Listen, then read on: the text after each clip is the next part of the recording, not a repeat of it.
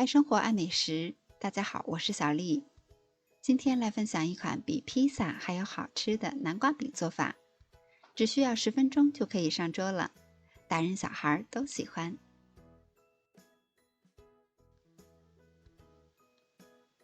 准备一块南瓜，清洗干净，去皮去瓤，再擦成细丝。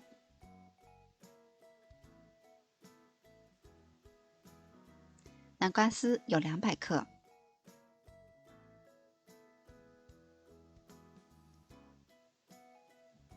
将南瓜放入大碗中，加入50克的普通面粉，2克的无铝泡打粉，先大致的搅搅匀，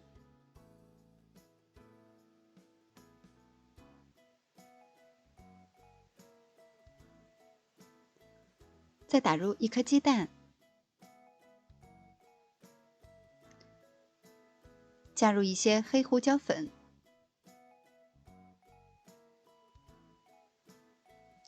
少许的盐。这是50克的芝士碎，芝士碎可以后放。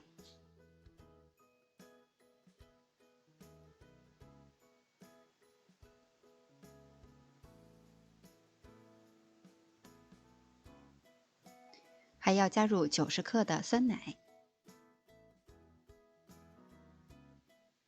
把所有的材料搅拌均匀。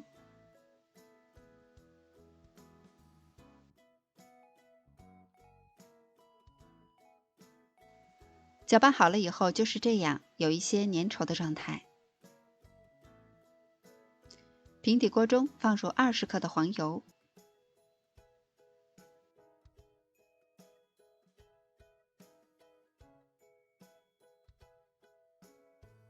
待黄油融化以后，将材料放入锅中，摊平再压紧实。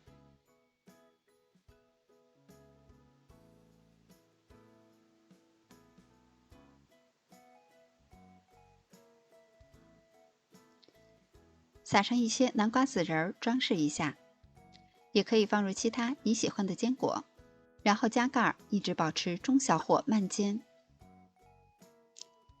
大约2分钟。我们可以看一下底部定型上色了，然后盖上一个盘子，把它翻个面，再放入锅中，再加盖，烙1到2分钟。因为这个南瓜饼比较大，也很容易松散，所以我们可以利用盘子来翻面，这样会更加的方便。煎到2面都定型上色，然后出锅装盘。这款南瓜饼的口感吃起来是非常松软的，入口有浓浓的奶香、芝士的咸香，还有南瓜的清香，味道真的是棒极了。